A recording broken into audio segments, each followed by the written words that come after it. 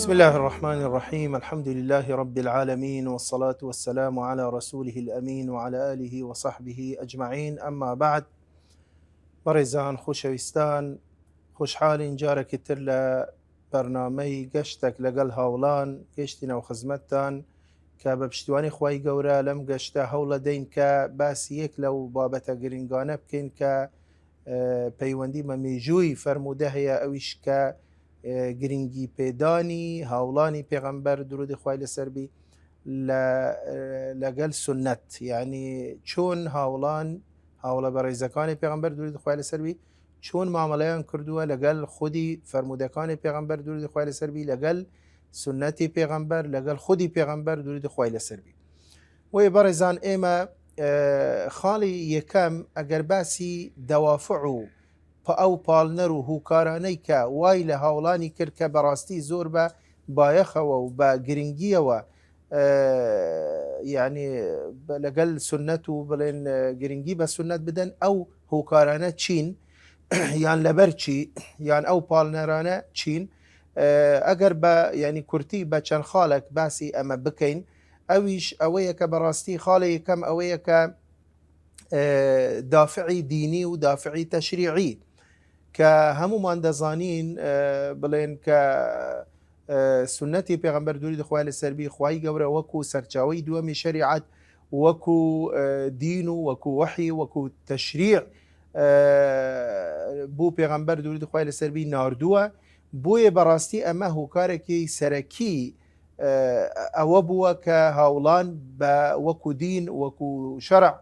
وەکو وحی مامەلە لەگەڵ فەرموودەکانی پێغەمبەر دووری خوای لەسەر بی بکەن. بۆیە خوای گەورە کاتی کە دەفەرمیت لە سوورەتی ئەحزاب لە ئایەتی 21 لقد كان لكم في رسول الله أسوة حسنة لمن كان يرجو الله واليوم الآخر، کە ئەمە بەڕاستی خوای گەورە پێغەمبەر دووری خوای لەسەر بی کردی بە قودوە و بە پێشەوە و بە پێشەنگ و پێشڕەوی مسلمانان و ئیمانداران و ئومەتی ئیسلامی. بۆیە بەڕاستی ناکرێ مەسەلەن کەسێک بە پێشەوای خۆی دابنێ و لە هەمان کاتدا گرنگی بە قسەکان و بە سنەتەکەی نەدە. حتمما کاتی کە کەسێک وەکو پێشەوە، وەکو قودوە، وەکو پێشەنگ و پێشڕە و بیناسی پێغەمبەر دووری خوای لەسەر بی، حتمما ئەمە دەبیتە هۆی ئەوەی کە گرنگی بە هەموو هەڵس و کەوت و بە هەموو قسەکان و بە هەموو کردەوەکان و تەنانەت بە یعنی حرەکات و سەکەناتی پێغەمبەری دووری خوای لەسەر بی کە حسابی بۆی کراوە. بۆیە بەڕێزان، یعنی لە مێژووی مرۆڤایەتی، ناڵێم لە مێژووی ئیسلام، لە مێژووی مرۆڤایەتی گرنگی بە ژیاننامە هیچ کەسێک نەدراوە لە ئادەم عەلەیهی سەلام بگرە هەتا ئێستا و هەتا ڕۆژی دواییش گرنگی بە ژیاننامەی هیچ کەسێک نەدراوە بەقەدەر گرنگیدان بە ژیاننامەی پێغەمبەر درودی خوای لەسەر بی، کە وەکو پێشووتریش کە باسی پێناسەی حەدیث و سنەمان کرد کە گوتمان حەدیث سنە بریتیە لە هەموو قسەیەک و هەموو کردەوەیەک و هەموو هەڵس و کەوتەک و تەنانەت تەقریراتی پێغەمبەر دووری خوای لەسەر بی کە دانپێدانانی پێغەمبەر صلی الله علیه وسلم لە بۆ قسەیە کە سەحابیە کردوویەتی یان کردەوەیە کە سەحابیەک ئەنجامی داوە، و تەنانەت هەموو ڕفتارەکان و بەلکو شتە وردەکان پێغەمبەر صلی الله علیه وسلم چۆن هەڵساوە، چۆن دانیشتووە، چۆن ڕۆیشتووە، چۆن قسەی کردووە، چۆن بڵێن نانی خواردووە، چۆن ئاوی خواردتەوە، چۆن مامەلەی کردووە، هەڵس و کەوتی کردووە لەگەڵ بەرامبەر، لەگەڵ بڵێن گەورە و لەگەڵ گچکە و لەگەڵ ئافرەت و لەگەڵ پیا و لە تەنانەت لەگەڵ غەیری مسلمانان و لە حالەتی سلم و لە حالەتی حرب و یعنی وردەکاری جزئیاتی ژیاننامەی پێغەمبەر دووری خوای لەسەر بی گرنگی پێدراوە، نووسرایتەوە، تومار کراوە، بە هەند وەرگیراوە. ئەمە بەڕاستی یەک لەو هوکار و پاڵنەرانە ئەوەیە وەکو باسمان کرد کە دافعی تشریعی و دافعی دینی بووە کە ئەوان وەکو دین مامەڵەیان لەگەڵ سنەتی پێغەمبەریان کردووە درودی خوای لەسەر بێ. خاڵێکی تر بەڕێزان کە هۆکارێکی سەرەکی بۆ ئەویش پاڵنەرێکی بەهێز بوو لە بۆ ئەوەی کە هاوڵانی پێغەمبەر درودی خوای لەسەر بی گرنگیەکی تایبەت بە قسەکان و بە سنەتەکانی پێغەمبەر درودی خوای لەسەر بی بدەن، ئەویش خۆشەویستی ئەوان بوو لە بۆ پێغەمبەر درودی خوای لەسەر بی کە بەڕاستی ئەمە یعنی خۆشەویستیەکی بڵێن بێ حدود و بێ سنوور بووە. هاوڵانی پێغەمبەر درودی خوای لەسەر بی لە بۆ پێغەمبەر سەلامی خوای گەورەی لەسەر بی کە بەڕاستی ئەمەش هەر وەکو دین هەر بە دین حسابیان کردووە کە بەڕاستی یەکێک لە متەطەلەبات و مستەلزەماتی دین ئەوەیە کە ئینسان دەبی پێغەمبەری خۆی خۆش بوێت، بەلکو تەنانەت خۆشەویستی پێغەمبەر درودی خوای لەسەر بی دەبی لەسەر خۆشەویستی هەموو شتێکی تر بی. بۆیە لە فەرمودەیەکی صحیح کە ئیمامی بوخاری ڕیوایەتەکە کە ئەنەسی کوڕی مالک دەجێرتەوە کە پێغەمبەری خوا درودی خوای لەسەر بی کە دەفەرمی چی؟ دەفەرمی لا يؤمن أحدكم حتى أكون أحب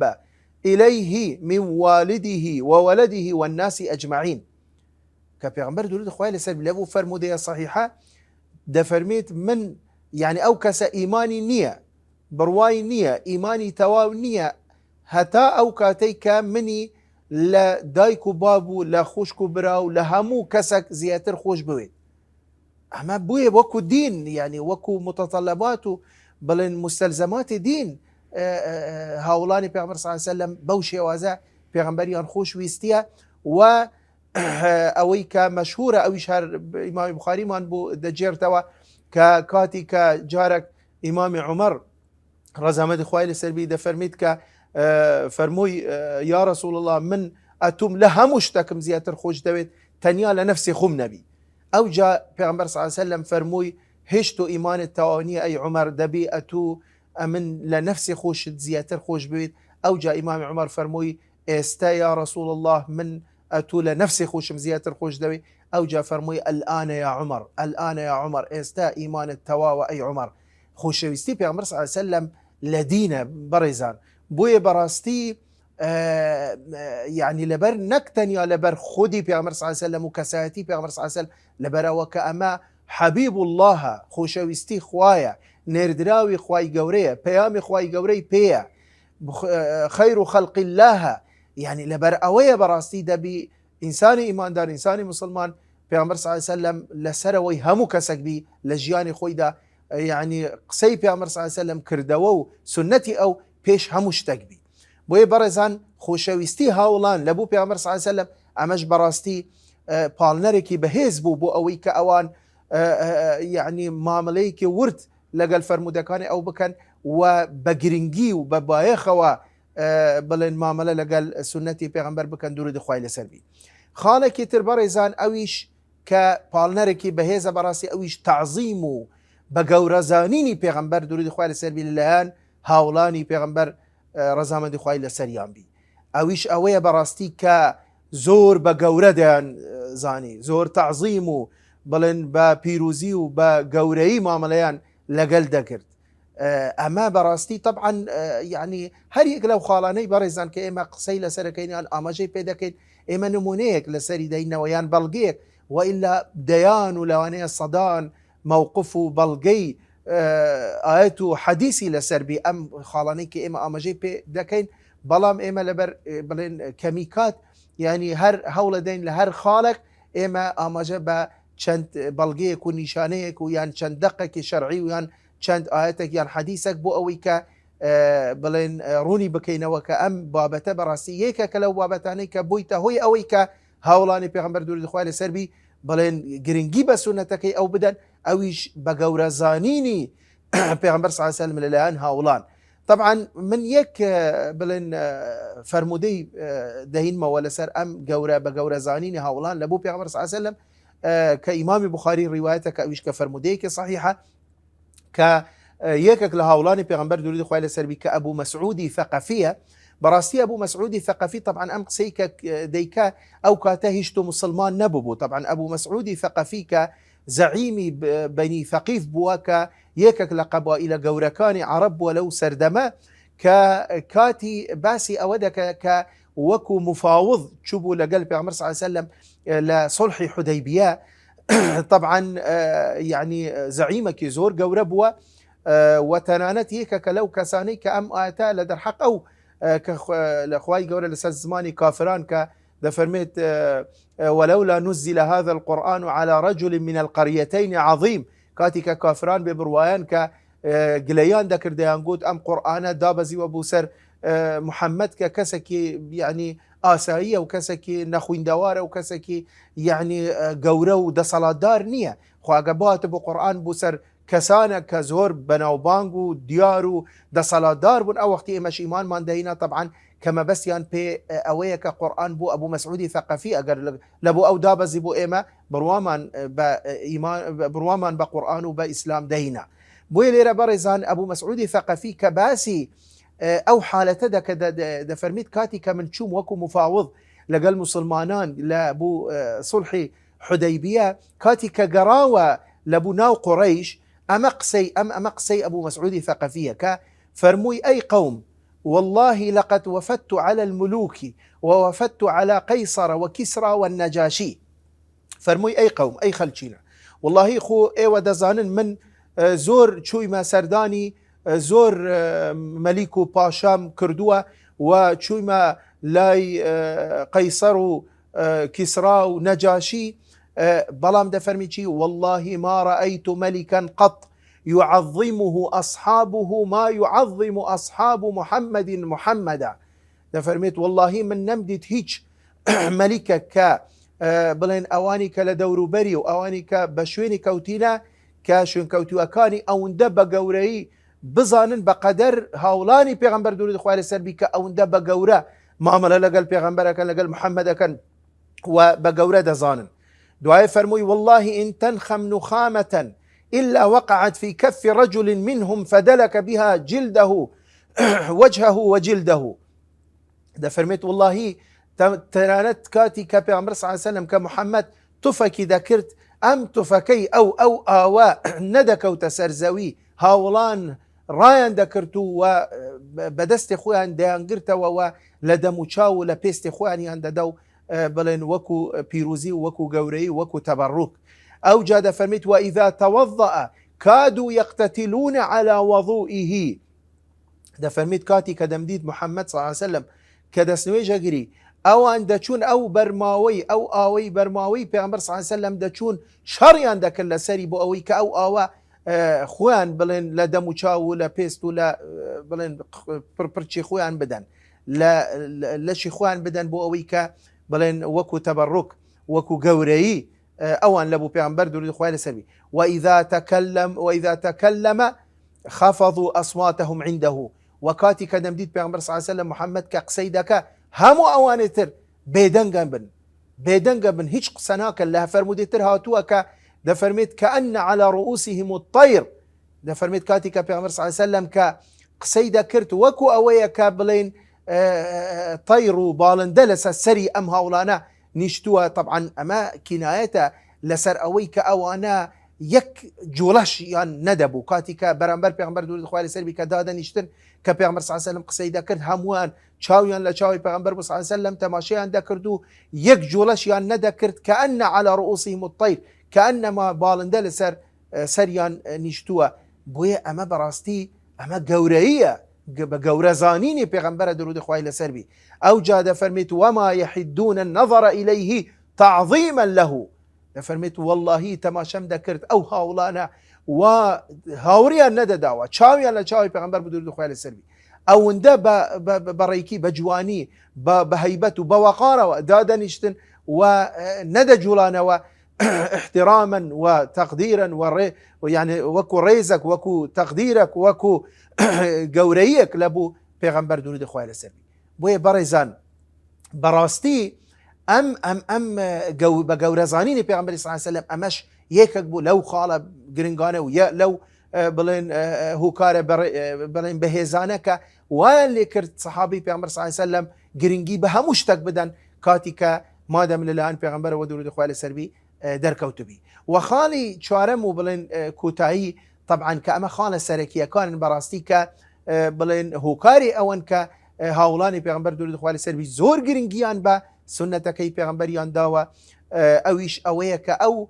ڕێنمایی و ئەو فەرمودانە و ئەو تەوجیهاتانەی کە لە بەرنامەی پێشووتر ئێمە قسەمان لەسەر کرد کە کاتی کە پێغمبەر درود خوا لەسەر بی خودی پێغمبەر صلی الله علیه و سلم لەو فەرمودانەی کە پێشووتر نامەوێت بڵێن دووبارە بکەینەوە ئەو فەرمودانەی پێشووتر لە بەرنامەی پێشوو قسەمان لەسەر کرد کە هانی هاوڵانی خۆی دەدا بۆ ئەوەی کە دەبی بەو شێوازە مامەڵە لەگەڵ فەرمودەکان و لەگەڵ سونەتەکانی ئەو بکەن و لە وەرگرتن و لە بیستن و لە لەبەرکردن و لە گەیاندن و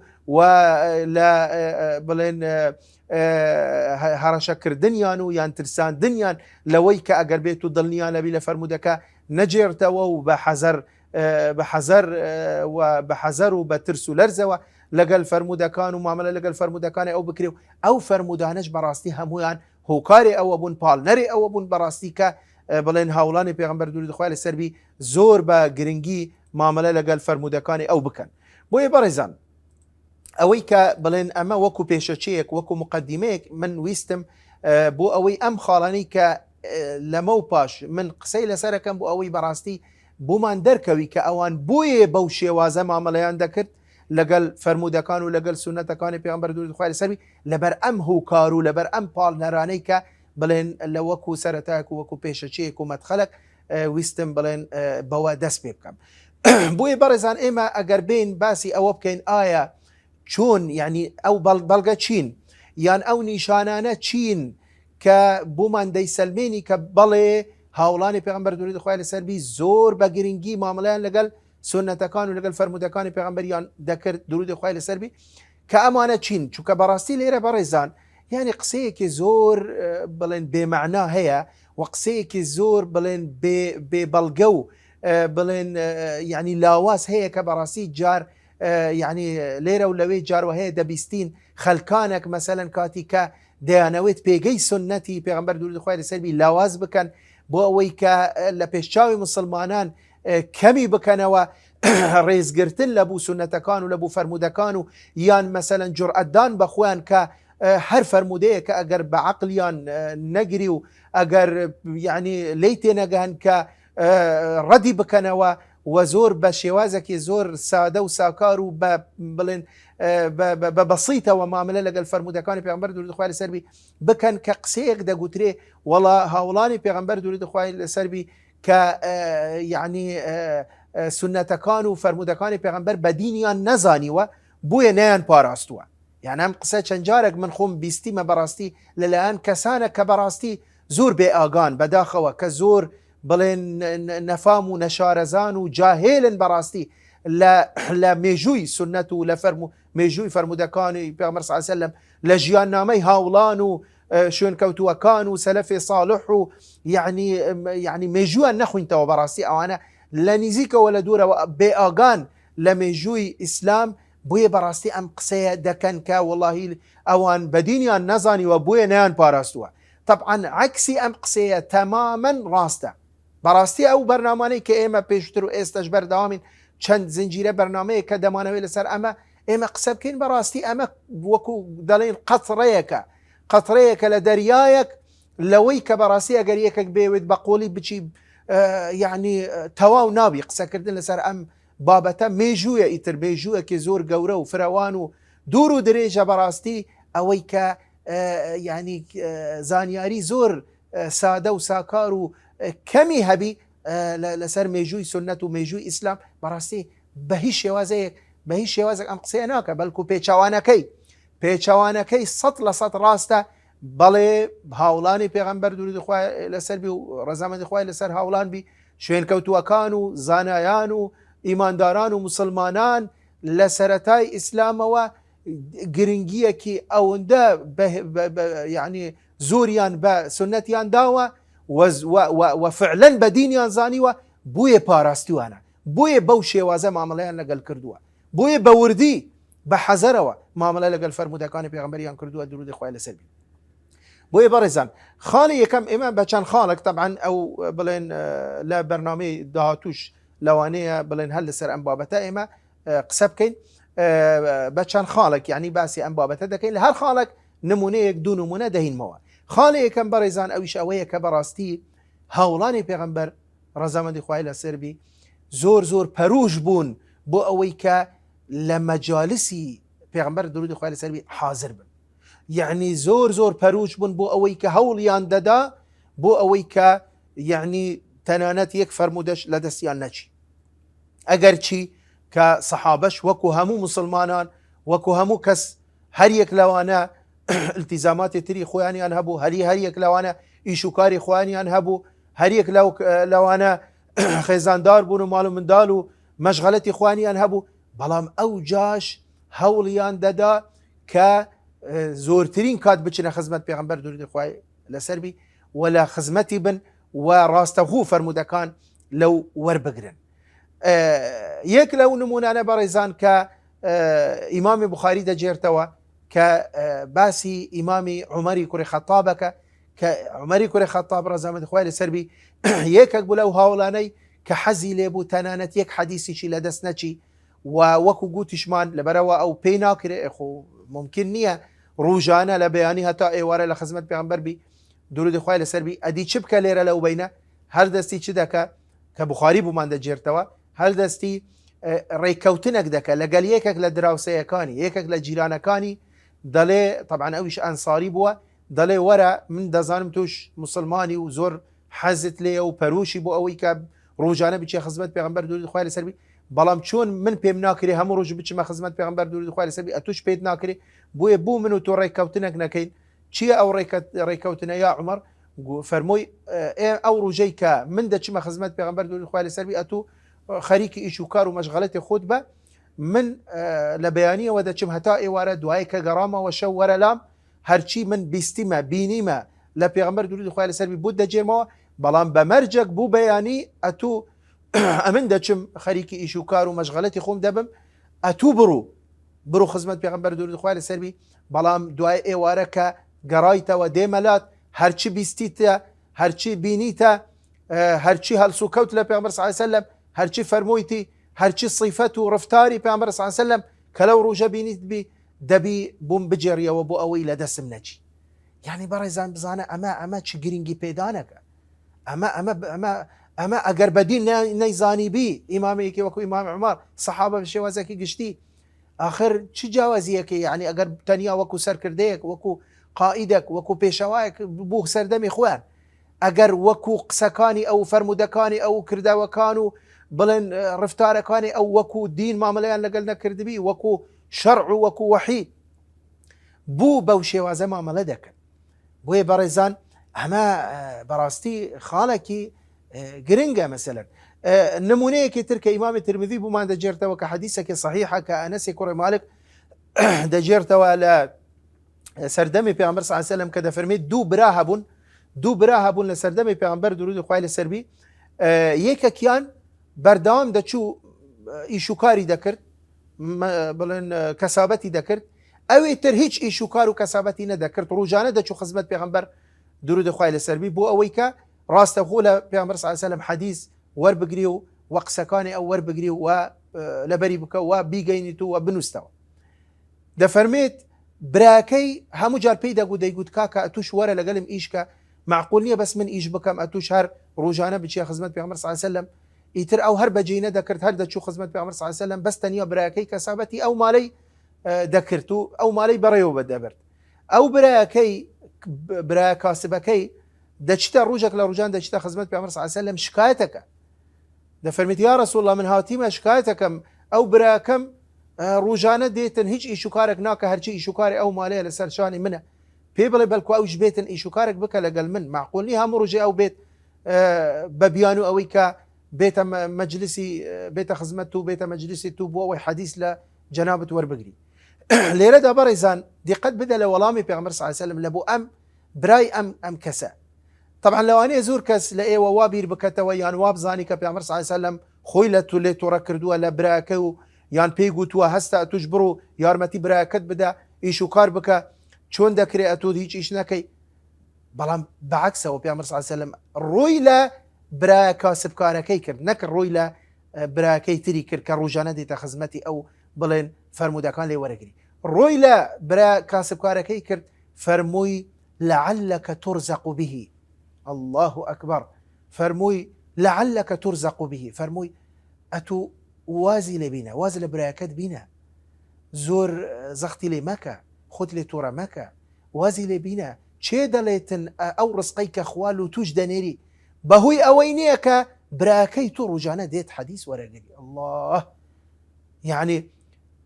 ئەمە بەڕێزان ئەمە کەواتە یعنی خودی پێغەمبەر صلی الله علیه وسلم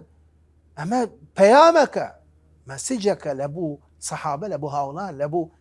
مسلمانان ئیمانداران کە یعنی بەڵێ دەبێ ئینسان ئاخذ بالئەسبابیش بکە، دەبێ ئیش و کاریش بکە. ئەمە ئەوەی ناگەینی کە ئینسان بەس خەریکی علم و زانست و حەدیث و قورئان بی و ئیش نەکە. بەڵام ئەمە بەڕاستی معنایەکی تریشی دەگەینی، ئەوش ئەوەیە کە بەڕاستی مەرج نییە هەموو جار من چەند ئیش بکەم ئەوەندەش بێتە دەستم، بەرەکەت لە لای خوای گەورەیە. بۆیە پێی گوتی ئەمەش بەڵگەیە لەسەر ئەوەی کە بەڕاستی بەڵێ دەبی سەحابە گرنگی بە فەرمودەکانی ئەو بدەن. خۆی لێ تۆڕە نەکرد، نەی فەرموو هەستە توش ئیش بکە لەگەل، هەستە بڕوو کەسابەت بکە لەگەل براکەت، مەیەوە لێرە نەتبینمەوە بێ ئێرە، نا ڕوو لە براکەی تری کرد، ڕوو لە کاسبکارەکەی کرد. فەرمووی وازی لێ بینە زەختی لێ مەکە، چێ دەڵێ ئەو ڕستقەی کە خوال و تووشی نانێری بەهۆی ئەوە بەڵێ ئەو دێتە ئێرە ئەو لەگەل تو ئیش ناکە، بەڵام ئەتوو لەوانەیە ئەگە ئەو بێت لەگەلت ئیش بکە لەوانەیە دوو ئەوەندە ئیشیش بکەی خوای گەورە بەرەکەت نەیەختا و ئیشە ئەوەندەی دێتە دەستت ڕوبعی ئەوەندەش نەبی، ئەتوو بڕۆ ئەوەندەی کە پێت بکرێ ئیش بکە خوای گەورە بەرەکەت دێختە ئەو ڕزقە ئەو مالەت و بەهۆی برایەکەتەوە خوای گەورە ئەو ڕزقەشت بوو دەنێت. بۆیە بزانە بەڕێزان ئەمە بەڕاستی پەروشی سەحابەمان بوو دەردێخی کە ئەوان بەڕاستی زۆر پەروش بوون بۆ ئەوەی کە هەموو فەرمودەکان ڕاستەوخۆ لە پێغەمبەر صلی الله علیه وسلم وەری بگرن. ئەمە بەڕێزان نەک لەسەر ئاستی تاک، بەڵکو لەسەر ئاستی گشتیش، لەسەر ئاستی جەماعیش. بۆیە مەسەلەن چەندین جار بە وەفد بە کۆمەڵ سەحابە یعنی دەیان نمونە و دەیان حەدیثمان هەیە کە بە وەفد هاتووینە خزمەت پێغەمبەر صلی الله علیه وسلم، کۆمەڵ بە کۆمەڵ هاتینە خزمەت پێغەمبەر صلی الله علیه وسلم بۆ ئەوەی کە چ بکەن، بۆ ئەوەی کە فەرمودە وەربگرن، حەدیث وەربگرن، ڕاستەوخۆ لە پێغەمبەر صلی الله علیه وسلم بڵێن تەنیا ئیکتیفا بەوە نەکەن کە حەدیثەکە بیگەت بۆوان لە ڕێی سەحابەی ترەوە. تەنانەت بەڕێزان نەک تەنیا پیاوەکان لە ناو هاوڵانی پێغەمبەر درودی خوای لەسەر، تەنانەت ئافرەتانیش، یعنی بزانە سەحابیات ئەو ئافرەتانەی کە سەحابە بوون، تەنانەت نەک سەحابەکان بەلکو خێزانەکانیان، خوشکەکانیان، دایکەکانیان یعنی پەروش بوون بۆ ئەوەی هەوڵیان دەدا کە بێنە خزمەت پێغەمبەر صلی الله علیه وسلم ڕاستەوخۆ فەرمودەکان لەو وەربگرن. بۆیە لە فەرمودەیە کە ئیمامی بوخاری ڕیوایەتەکە ئەوانە هەمووی صحیحن ئەو فەرمودانە کە فەرمودەکە ئەبوو سەعیدی خودری دەجێرتەوە کە طبعا فەرمودەکە دوور و درێژە ئەوەی کە پەیوەندی بە بابەتەکەیمەوە هەیە ئەوەیە کە دەفەرمێت کۆمەڵە ئافرەت هاتنە خزمەت پێغەمبەر درودی خوای لەسەر بی و فەرمویان یا رسول الله غلبنا عليك الرجال فاجعل لنا يوما من نفسك. هاتن شکایەتیان کرد ئەو ئافرەتانە، گلەیان کرد، هاتنە خزمەت پێغەمبەر درودی خوای لەسەر بی کە ئەبوو سەعیدی خودری بوومان دەجێرتەوە، ئەو ئافرەتانە هاتوونە یا رسول الله گلەیی دەکەن، شکایەت دەکەن. فەرمووان ئەی پێغەمبەری خوا پیاوەکان ئەتوان لەمە بردیە، هەموو ڕۆژ جەنابت لەگەڵ پیاوەکانی، هیچ وەختێکت نییە بۆ ئێمە، بۆی ئێمە داوات لێ دەکەین کە وەختێکیش بۆ ئێمە دانێ، کاتێکیش بۆ ئێمە دانێ، بۆ ئەوەی کە ئێمەش دین حەزمان لێیە فێرە دین بین، فێرە فەرمودە بین، فێرە ئەحکامی شەریعەت بین، پرسیارمان هەیە. بۆیە بەڕێزان ئەمە بەڕاستی ئەمەش بەڵگەیە لەسەر یعنی بە شێوازێکی گشتی هەموو هاوڵانی پێغەمبەر لەسەر ئاستی تاک، لەسەر ئاستی کۆمەڵ و لەسەر ئاستی گشتی و تەنانەت بە گەورە و گچکە، بە ژن و بە پیاو. بۆیە بەڕاستی ئەمەش یعنی بەڵگەیە لەسەر یعنی ئەوەی کە بەڕاستی لەو پەڕی گرنگی پێدانە بە سونەت و بە فەرمودەکانی پێغەمبەر درودی خوای لەسەر لەلایەن هاوڵان. بۆیە بەڕێزان ئێمە بەڕاستی ینی کاتمان بەرەو کۆتایی چوو، ئەمە بڵێن هەوڵە دەن بە پشتیوانی خوای گەورە لە بەرنامەکانی داهاتووش خاڵەکانی تر قسەی لەسەر بکەین، ئاماژە پێیان بکەین کە یعنی ئەمە یەک خاڵمان باس کرد لە خاڵەکانی تر ئینشاءالله لە بەرنامەکانی داهاتوو قسەی لەسەر دەکەین بۆ ئەوەی بەڕاستی زیاتر ئەم بابەتە ڕوون ببیتەوە و ئەمانە هەمووی بەڵگەی زانستی و بڵێن حتمین لەسەر ئەوەی کە بەڕاستی گرنگیەکی زۆر زۆر بە فەرمودەکان و بە سونەتی پێغەمبەر درود و خوای لەسەربی دراوە لەلایەن هاوڵانی بەڕێزەوە. وآخر دعوانا الحمد لله رب العالمين.